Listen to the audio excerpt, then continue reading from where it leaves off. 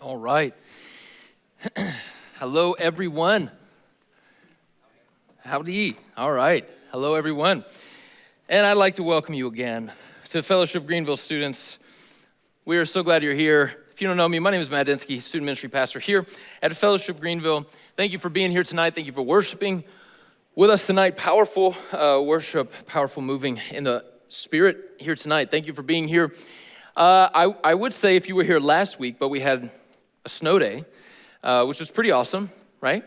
So if you were here 2 weeks ago, then you know we have started a brand new series for our spring semester entitled Following the Way of Jesus, Practicing the Way of Jesus, Practicing the Way of Jesus. Fun fact, you may not know this, but for hundreds of years, the early church were not known as Christians. Christian is a name that came later after hundreds of years. But the first generations of people who believed in Jesus were known as followers of the way, which is kind of a cool, almost mystical way of describing those who believe in Jesus. If you're a fan of Star Wars, this might appeal to you, especially if you're a fan of the Mandalorian series. This is the way, all right?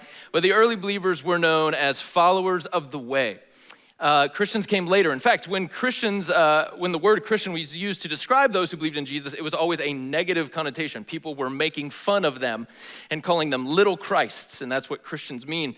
But we've adopted the name Christians proudly because we try to be little Christs in our lives. But originally, we were known as followers of the way, stemming from Jesus' teaching out of John 14, I am the way, the truth, and the life. And so we follow the way. We practice the way of Jesus. And we're going to talk more about that tonight, and I don't think there's any better way I could begin tonight's message pointing us towards what does it mean to practice the way of Jesus other than showing you guys this right here. Are you ready? This will make perfect sense. I have 2 words for you tonight. Hold on, let's not go there yet. I don't know, let's not go there yet, please. Okay, we'll jump the gun there. That's okay. I'll cue them up, I promise. I have 2 words for you tonight that will sum up everything. Are you ready? God milk. You there? You with me? You with me? It makes complete sense. Everyone's like, oh, okay, cool, man. That's great sermon so far. Listen, hear me out. Now, I know this may not make sense to you. Some of you guys may not even catch the reference, although it still exists today. But when I was growing up, I'm gonna reveal something to you guys. I was born in the 80s.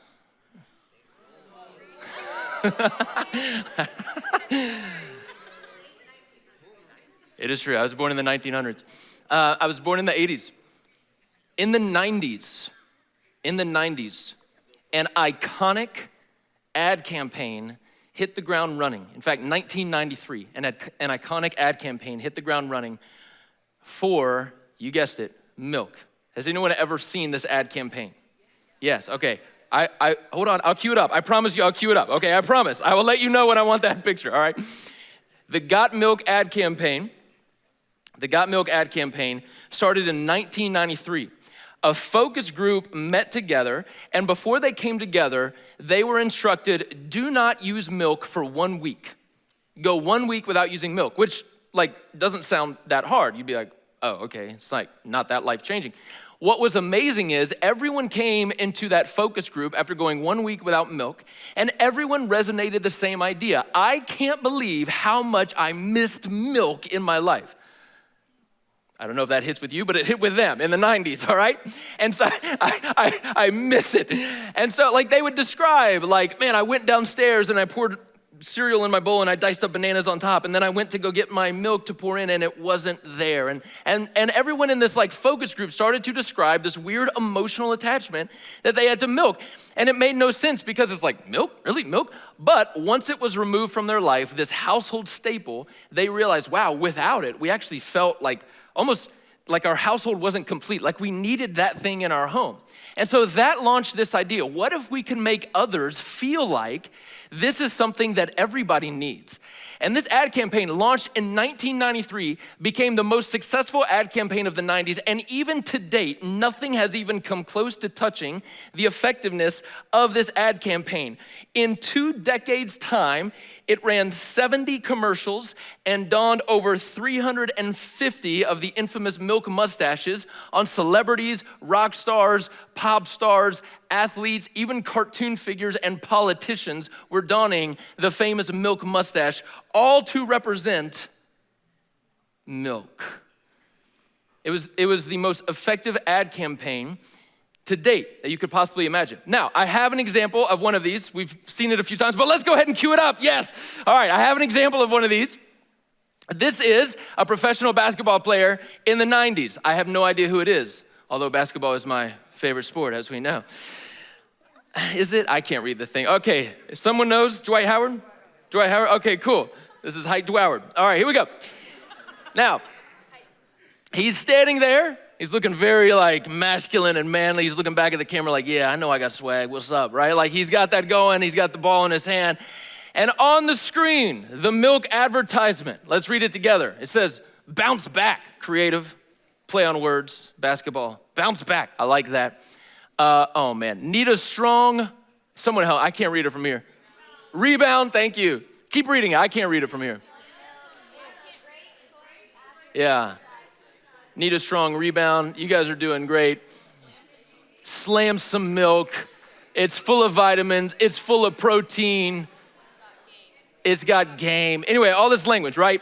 And then the infamous question, got milk? Like, do you have this thing? And Dwight, our boy Dwight Howard there is rocking the milk mustache. And I'm telling you, like you look at it and you're like, I don't feel compelled necessarily to drink milk right now.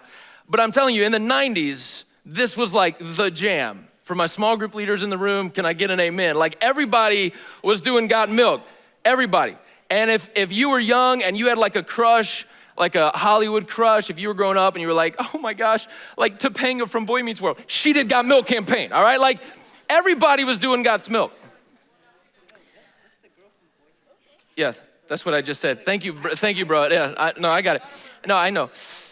It was the most effective ad campaign. And what they did essentially is made you feel like if you don't have this drink, you're missing out. Now, I don't know about you, but when I look back on it now, it makes me laugh. Like I think about, could you imagine being a professional NBA? Let's not even say professional. Let's just say you go to the local Y, you play a pickup game of basketball with some people there, you go hard in the paint for an hour, maybe 2 hours, you're sweating, you're hooping, you're jigging and jagging, you're doing all this stuff, you're jumping up and down. And at the end of that time, you're sweating bullets, you're hot, you're winded, and you think, man, I need something refreshing. You know what I want? Some low-fat milk. No. Like, you drink a drop of that in that point when your core temperature's up and you're sweating, you're gonna be feeling nauseous, possibly even throw up, right? So as I was going through some of these 90s ads today, it was so funny because early Taylor Swift, where my Swifties at? I don't mean recent Swifties. I'm talking where my OG Swifties at? Where are my Tim McGraw Swifties at? Where's my teardrops on my guitar Swifties at? Drew is still missing out, okay?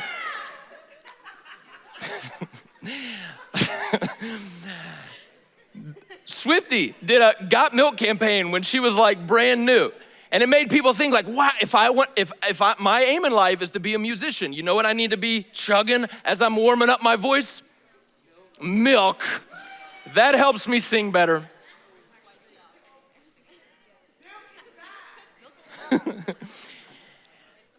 What this ad campaign did, it was so amazing. Because it leveraged influencers and celebrities and movie stars and rock stars and pop stars and infamous cartoon characters and politicians. It leveraged each and every one of their status and names to make you think, man, if I drink milk, I can be like them. Like if you were a young hooper and you saw old Dwight Howard with a milk mustache and you're like, dude, my dream is to be in the NBA. You know what you're asking mom for? Milk. Mom, can you go buy some low-fat milk? Why? Dwight Howard drinks milk, okay? If your aim in life, it's like be a famous singer and you like looked up to Taylor Swift, you're gonna be asking mom for some milk. Why? So I can become better at singing and music and writing songs. I just need a few more guys to break up with me, and then I'm gonna make it. Beyonce did a Got Milk campaign. Yeah, Queen Bee. She's still the queen. She did a Got Milk campaign. Everybody was doing Got Milk campaigns. And they convinced, I mean, this is the power of marketing, right? Like, this is what they're meant to do. But they convinced people this has been the missing ingredient from your life in order to achieve your goals in this life. Milk. Over 2 decades of the most effective marketing campaign. Thank you, Tommy. 70 commercials, 250 milk mustaches.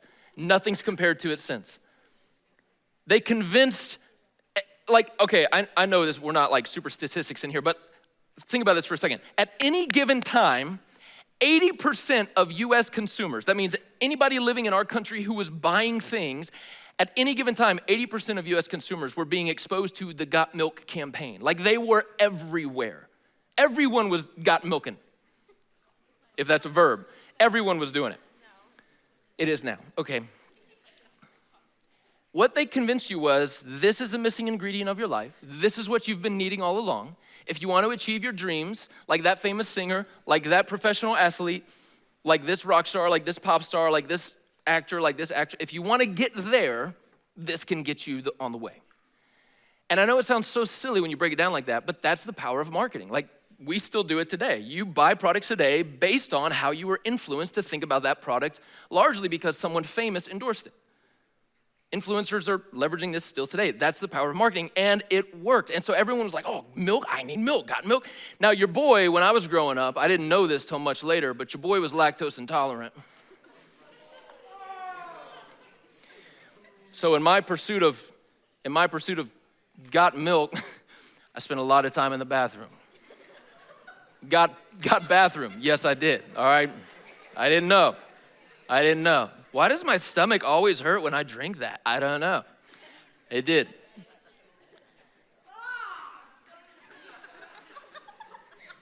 Tommy.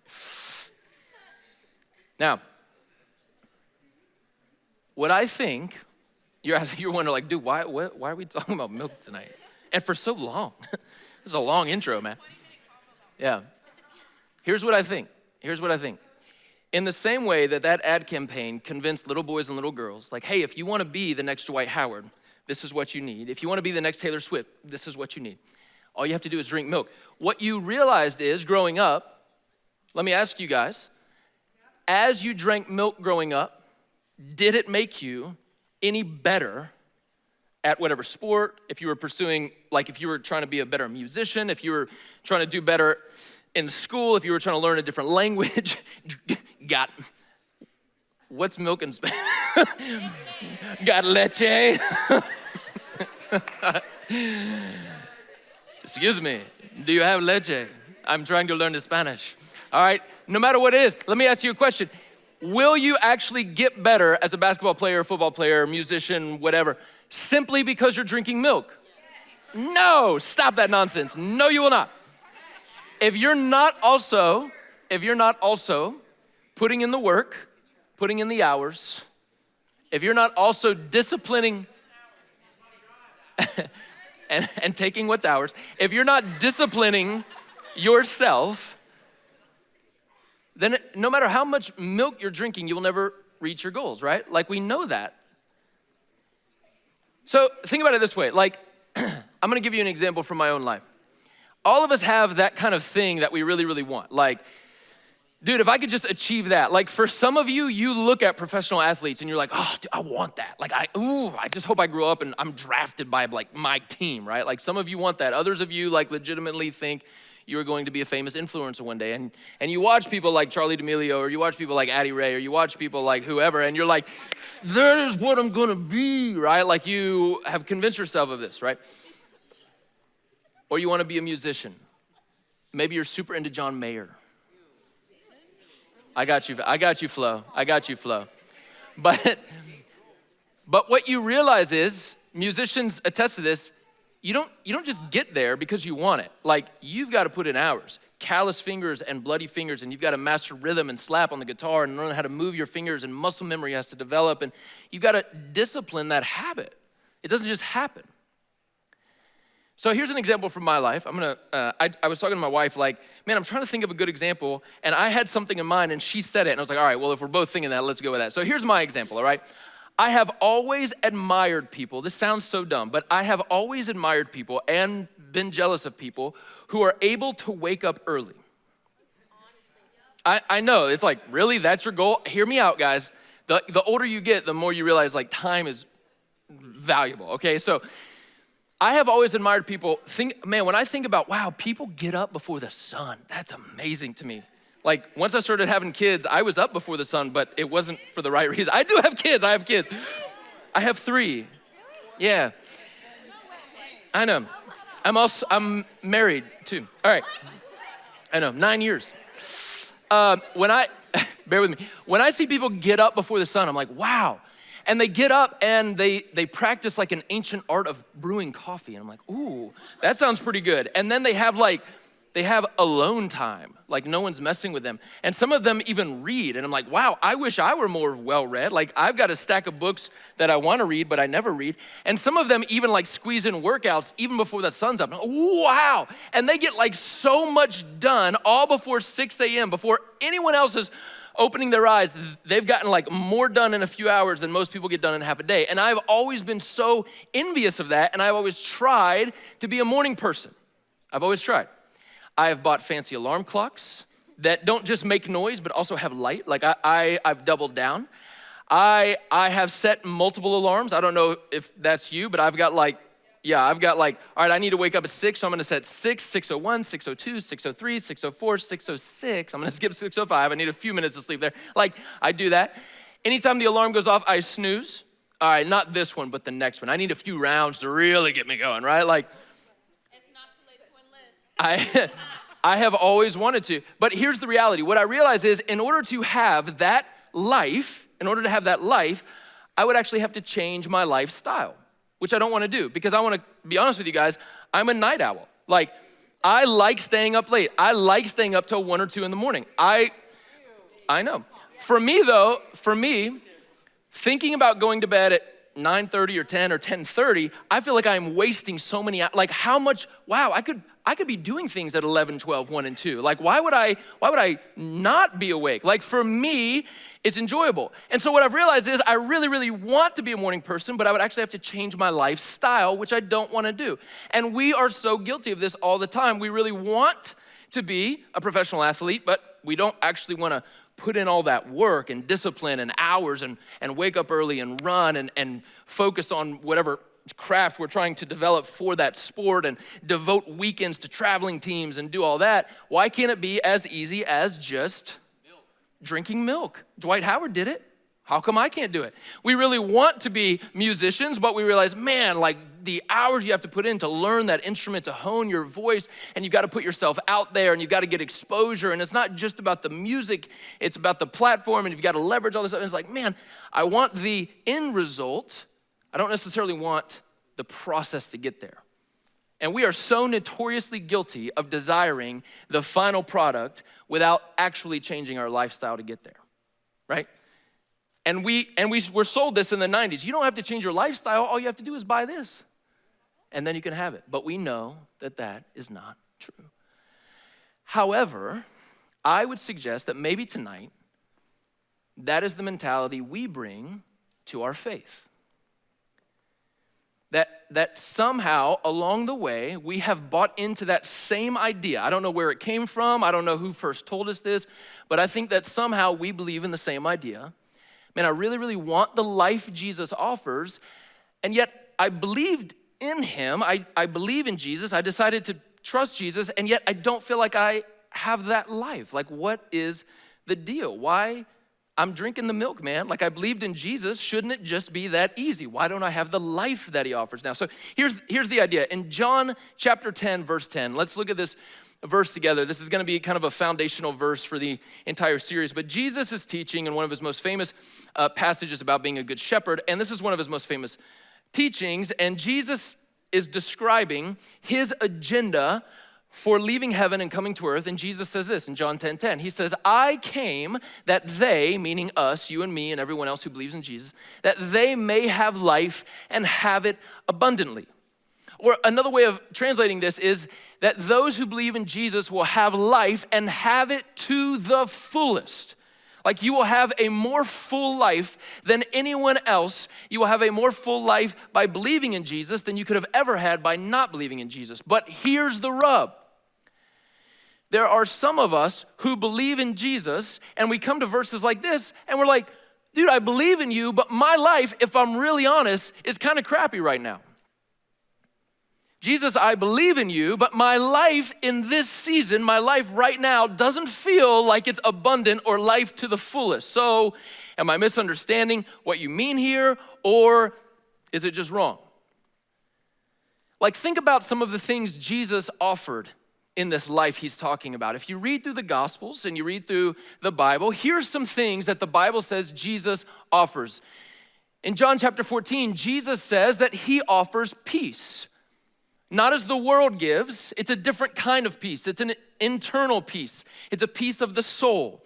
Jesus says, my peace I give you, my peace I leave you.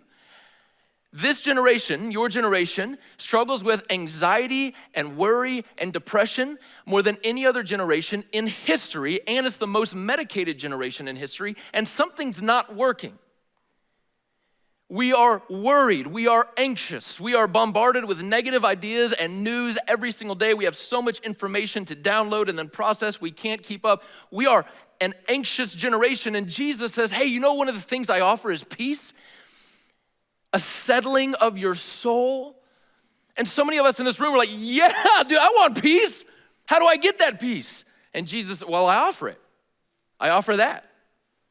And it's kind of like, well, but I believe in you and I don't feel like I have peace. In fact, I feel the opposite. I feel stirred up all the time. I'm worried about things that aren't even happening, and I'm worried about future, and I'm worried about this, and I'm processing that, and in that conversation, did I say the right thing, and do they even like me? And we get so wrapped up in all this anxiety, and Jesus says, no way to offer peace. And we come to this verse, and we're like, dude, you say you give us life to the fullest, and peace is one of those things, and yet I believe in you, and I don't feel like I have peace. So what's the deal? You know what else Jesus says he offers is joy. Happiness is different than joy. Happiness is circumstantial. You can be happy or unhappy depending on circumstances, but joy is unaffected by circumstances. You can have the worst day ever and still have joy deep in your soul because you know the creator of the universe lives inside of you and loves you and has a plan for your life, and there's something about that that brings joy. Jesus offers joy. Unaffected by circumstance. And you hear that and you're like, dude, give me some of that. Because man, I've been feeling sad lately and my soul has felt so defeated lately. How do I get that? Well, you believe in Jesus. And you might look at me and be like, well, I do. And I don't feel that. Or what about contentment? We all know this. It's an incredibly consumeristic culture that we live in. It's all about the new and the better and buy this and let's advertise that to get you to spend money on this and let's market that. And it's all about, oh, what can I get better? How can I upgrade? What's next? What's new? Oh, Black Friday, Cyber Monday. Like it's all about getting more and more and more. And we've been told that if you have more, you'll be happier in this life. You'll be more content in this life. You guys are old enough by now to know that's not a lie. I mean, it is a lie. You guys are old enough to know that doesn't work. If it did work, it would have worked by now. They wouldn't have to keep upgrading things if that actually worked. They wouldn't have to keep marketing new and better things if that actually worked. It doesn't matter how many things you buy, contentment, being content, being satisfied in this life does not come from possessions. Jesus actually offers satisfaction, contentment in this life. Whether you have a lot of things or little things, some of the most joyful and satisfied people in the world that I have ever met are some of the most physically poor and depraved people on this planet, living in the slums of third world countries. And yet they have more radiant joy than any American I've ever met. It's because they've discovered contentment in Jesus. And you hear that and you're like, I want that. How do I get that? Well, you believe in Jesus. And you'll say, but I do, and I'm not feeling that, right? Or what about purpose? Knowing what you are meant to be doing in this life and how you can live within the will of God and how you contribute to the big picture of it all and what God wants to do through you. Or what about worth? The fact that you matter, the fact that you have value, not because of what you do, but because of whose you are and because God says you have worth because his image is in you. Or what about your identity? Not falling into the comparison traps and always looking at others and their lives and their pictures and their families and always thinking you're less than. But what if you began to derive your identity from Jesus and his accomplishments? All of these things Jesus offers, and all of them sound so good. That's part of the abundant life. But you'll look at me and be like, okay, dude, but I believe in Jesus and I don't feel like I'm actually experiencing that abundant life. So what's the deal? And what I'd maybe like to propose tonight is that somewhere along the line, we have begun to think about faith in Jesus like got milk. Like, oh, dude, if I just drink this, then I'll be a professional athlete. It's that easy. If I just go buy some low fat, maybe even 1%, I could be the next Taylor Swift. It's that simple. And we've begun to apply that theology to our faith in Jesus. And we believe in Jesus, and a lot of things in life don't change. And then we're like, dude, what is the deal, man? Jesus says he came to offer life, so where's the better life, right? Now, I want to be clear about something tonight. I think there are certain things in this life that are true the moment you believe in Jesus. The moment you believe in Jesus. There are transactional things that happen. I want to be very clear about that.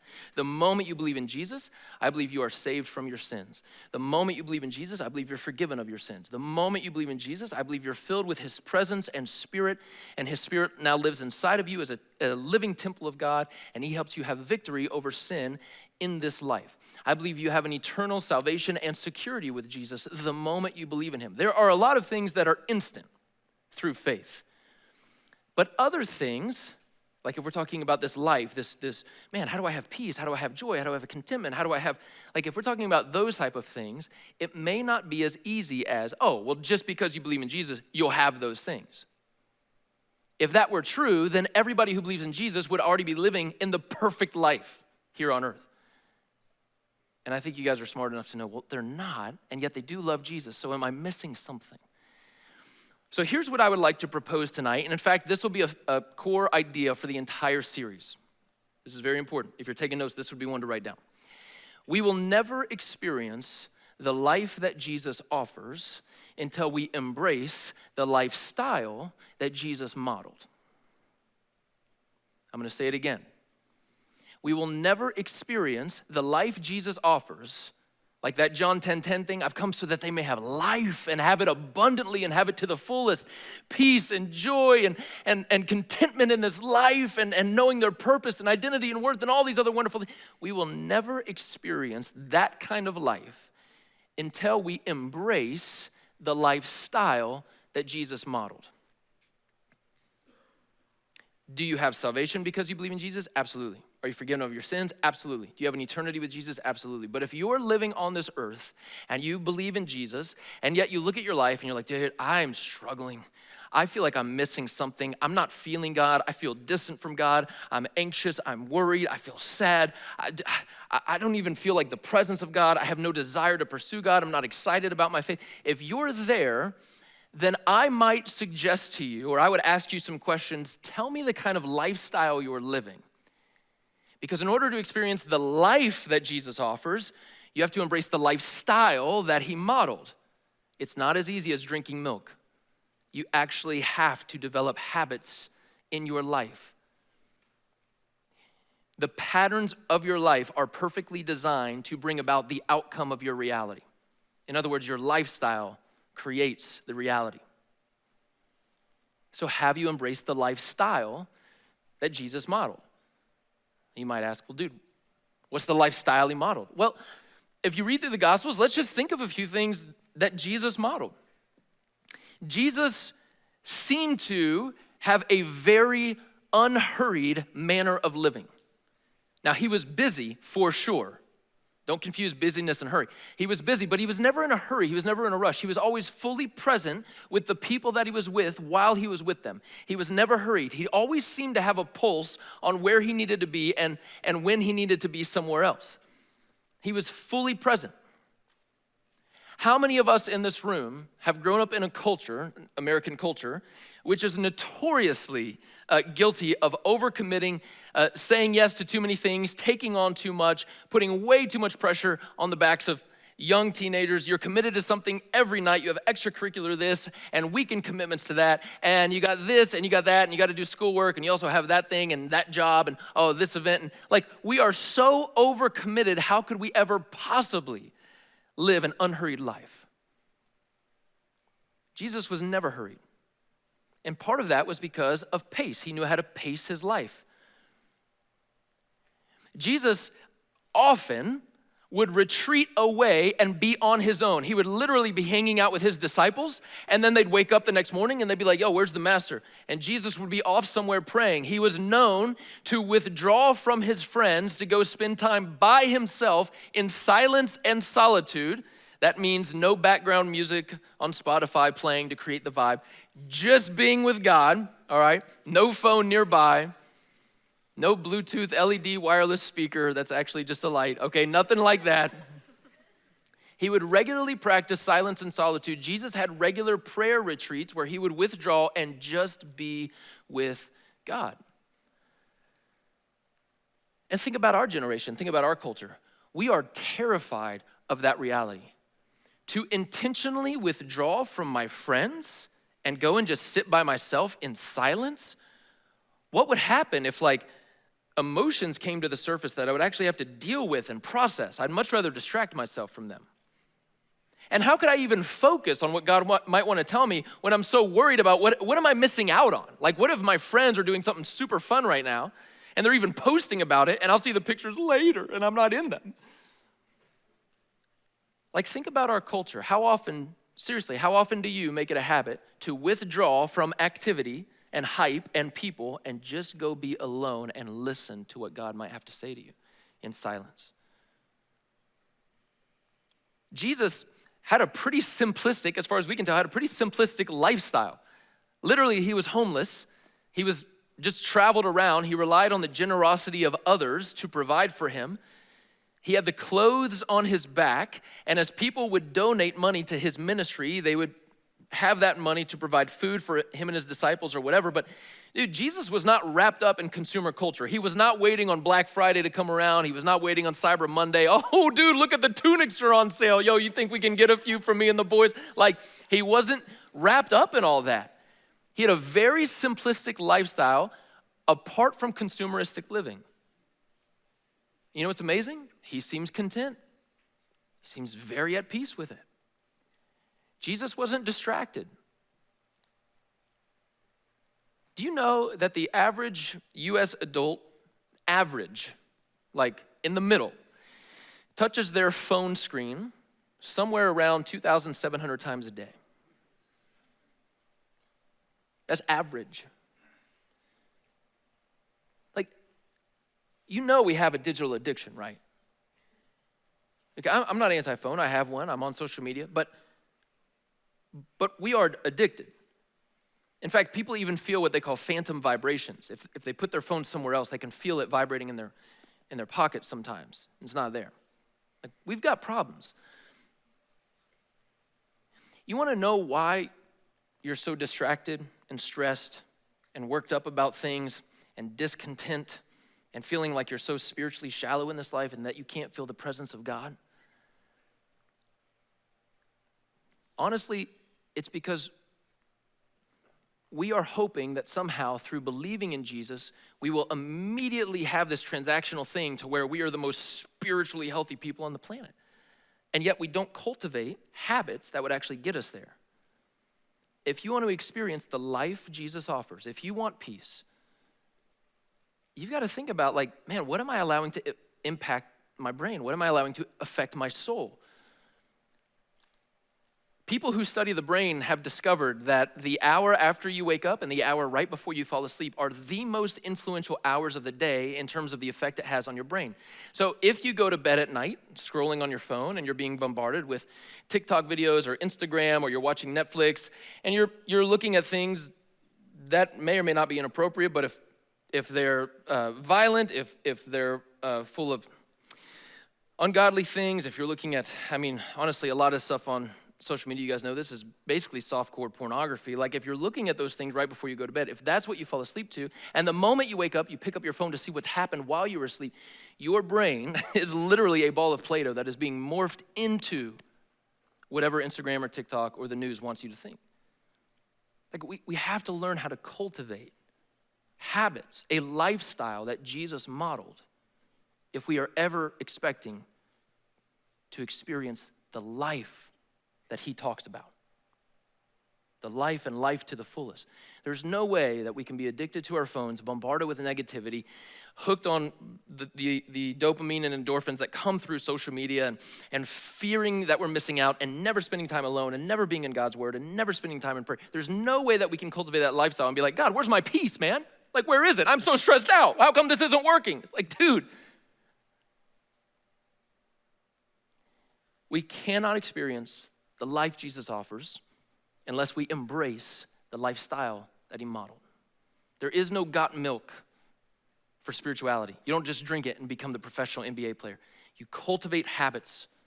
You cultivate rhythms of life. You build those in. John 15, let's end on this passage. Jesus is teaching, he's teaching an idea to his followers, to his disciples, to his apprentices. He's the master, and they're trying to learn the ways of the master. He's teaching an idea to them. John 15, if you've ever taken my kingdom leadership class, you know how core of an idea this is. The older I get and the more I follow Jesus, the more convinced I am that this is foundational. Like, this is where it starts. So if you're in the room tonight and you're wondering, like, all right, man, I'm willing to give it a shot. How do I cultivate habits? How do I build a lifestyle around the ways of Jesus? I don't think there is a formula, but if there is a starting point, it would be here. Jesus is teaching, John 15, he says, I am the true vine and my Father is the vine dresser. Every branch in me that does not bear fruit, he takes away. And every branch that does bear fruit, he prunes, that it may bear more fruit. Already you are clean because of the word I have spoken to you. Abide in me and I in you. As the branch cannot bear fruit by itself unless it abides in the vine, neither can you unless you abide in me. I am the vine, you are the branches. Whoever abides in me, and I in him, he it is that bears much fruit. For apart from me, you can do nothing.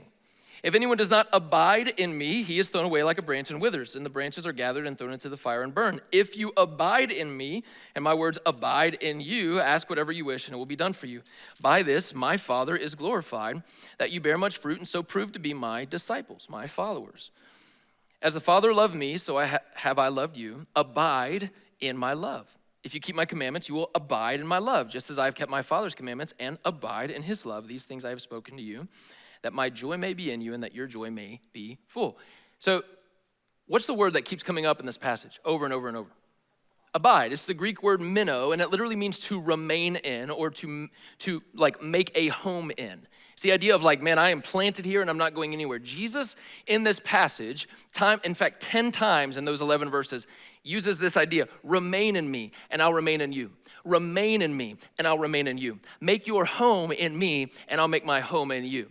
Just as I remained in the Father, you remain in me. Like time and time and time again, this foundational idea is this idea of remaining.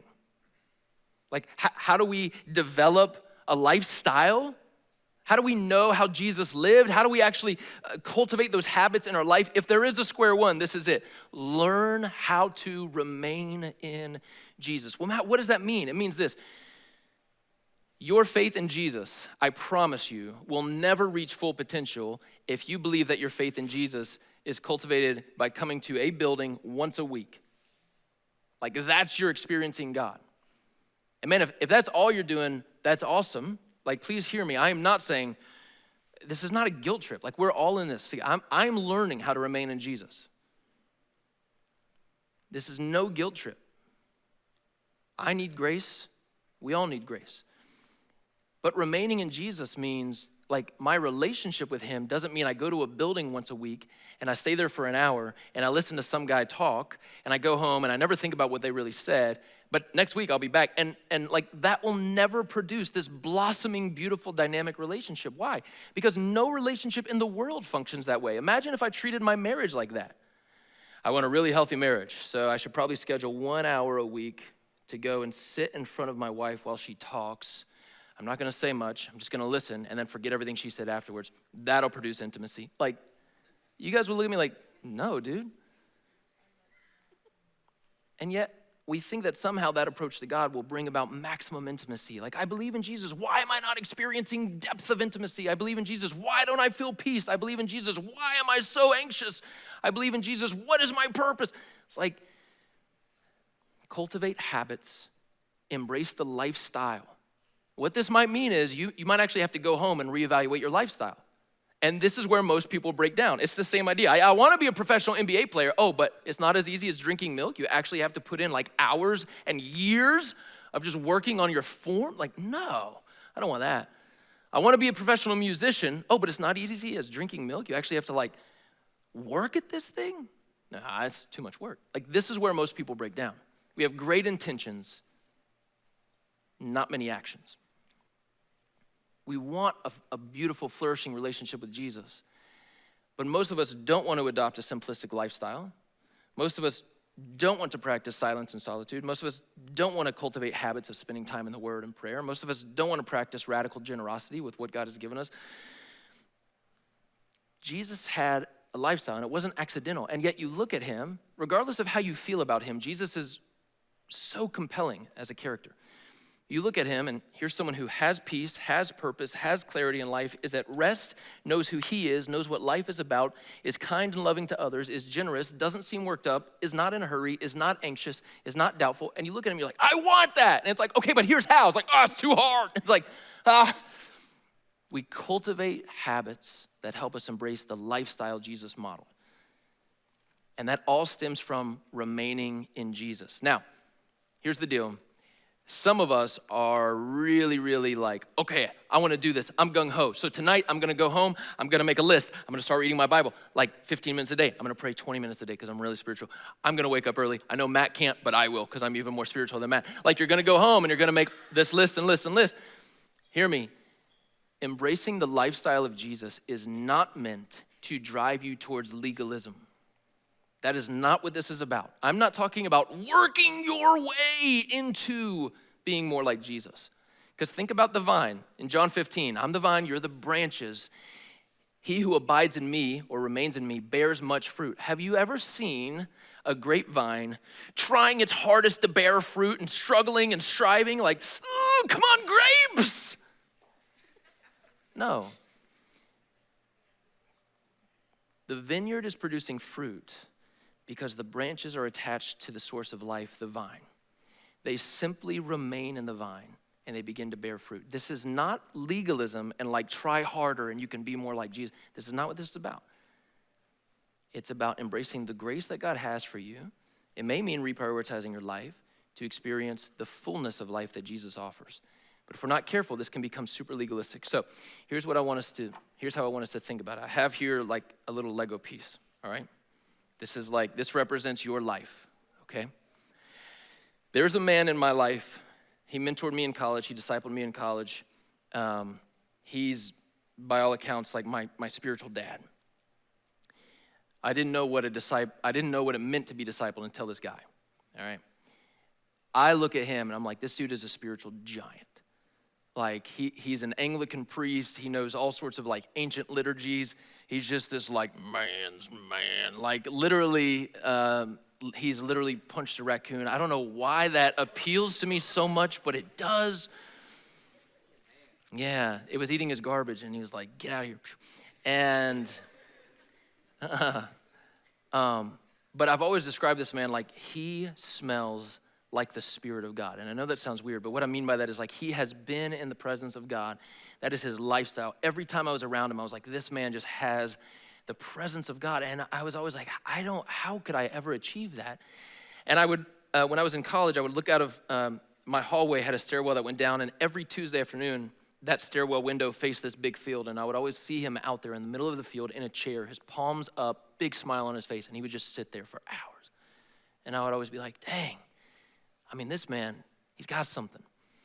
And I would always think, okay, I want it. And I would just think I could have it overnight. Here's what I have learned over time. Because it's really easy to hear about like, oh man, I'm gonna become a spiritual giant. I'm gonna be generous and I'm gonna live like Jesus lived. And tomorrow it all starts. Here's what I would just say. This little Lego brick right here in the back may even be hard to see. This little Lego brick. Think about your spiritual life in this way. This week or this month, maybe your prayer is, God, would you teach me what it means to remain in you? Like, what if you just invited that prayer? That literally took 5 seconds to say. What if you just said that a few times a week? God, would you teach me what it means to remain, to abide, to make my home in you? Would you teach me? And what if we began to see that as like, all right, there's one spiritual brick on our life. And what if like next month, as God begins to stir things up, you decide, all right, you know what I'm gonna do? I'm gonna pray like for 5 minutes this week. And I know you're like, that doesn't seem like very much time. It's not. Forget the grandiose ideas of like, I'm gonna wake up every day and pray half an hour. Like, just start small. Like, this week I'm gonna pray for 5 minutes. Maybe just one day this week, I'm just gonna sit down for 5 minutes. I don't even know what to say. I don't even know where to start. I'm just gonna try it. I'm gonna try it out. And guess what? You just added another brick to your life. You're beginning to cultivate habits. You're beginning to cultivate rhythms. And maybe next month you decide, all right, I've never really read my Bible. I don't even know where to start. God, would you help me? Would you help me learn? And maybe you just, I'm going to read the Gospel of John or whatever. You just, for 10 minutes a week, I'm just going to start embracing Bible reading as a habit in my life. I'm going to cultivate that habit. And you begin to cultivate that, and guess what? You added another brick to your life. We tend to look at spiritual leaders and spiritual giants in this world, and we're like, dang, I want that lifestyle. And we tend to forget, dude, that lifestyle was built brick by brick by brick. It's small steps. This is not about legalism. It's not about trying harder and doing better and working your way into righteousness. This is about embracing the ways of Jesus. If we say we follow Jesus, then he is our master. What was his lifestyle? I want that lifestyle. I have to realize I have to undo a lot of Americanism in order to embrace that lifestyle, so it's going to take a while. I have to have a realistic idea of that, and I need the grace of God. But you go brick at a time, and before you know it, maybe at the end of the year, you've got like this cool little, look at that. I don't know.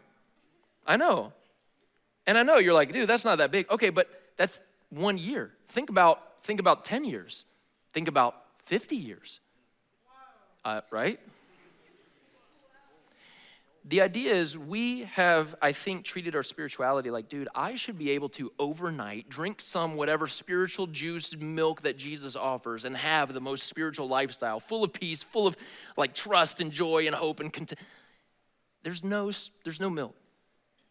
It is a lifelong pursuit of trying to learn how to live like our master, Jesus. That means undoing some things we've learned over the years. It means embracing new things. It is a dedication to the discipline.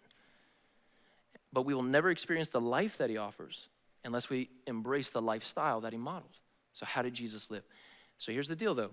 This may not look like much, but check this out. At the end of a lifetime, our lives could be looking like this. That is real. This is the world record for the tallest Lego tower. That is a real crane. There's a guy at the top there. Those are real Legos.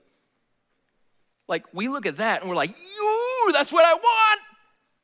But when you realize that it goes so slowly and you just put brick by brick, you're like, dude, that will take forever. It takes a lifetime. It takes a lifetime. And guess what? That's okay. It's normal. It's trial and error. The most beautiful invitation Jesus gave, I think, to the disciples is, why don't you come and see? Come and see. Jesus offers this open invitation.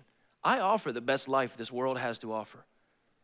Why don't you come and see what it's like? Try on a few of my lifestyle behaviors. Try them on. Try being generous for a week. Give some stuff away. Go 3 months without buying anything brand new for yourself. And the money you would have used, give it to someone in need. See how that feels. Like, try it on. Come and see if my lifestyle is actually better. And I promise you, you will begin to experience a thriving and deep and passionate faith like never before. If we want to experience the life of Jesus, we have to embrace the lifestyle of Jesus. Terrible timing. All right, let's pray. Jesus, we love you. We love you so much, and I do pray for this room. I pray for these students as we navigate this series and we talk about practicing the way. I do pray that you would keep that word on our mind. It is practice. It is trial and error. It is trying it on. It is trying it out. It is tasting and seeing. It is, Jesus, in many ways, it is experiential. We are believing in faith that what you offer is actually better than what this world offers. And we are trying to reorient our lifestyle around the ways that you modeled. And so often that seems so overwhelming. And so I pray you would give us the courage to start. I pray you would give us the grace to keep going. And I pray you would help us see the big picture. It's not about earning anything. It's not about trying to receive something from you. We're already loved. We're already your children. We're already have a place to belong. We've already been adopted into your family. Our eternity is secure. Father, you hold us in the palm of your hand. And this is not about earning. This is about experiencing the best life possible. Help us undo some of the Americanism things that we've learned over the years that are actually leading us to death, and that we think will give us life, but we know they don't. Jesus, help us embrace your lifestyle. Give us the courage to do it. Help us start small. We ask these things, Jesus, in your name. Amen.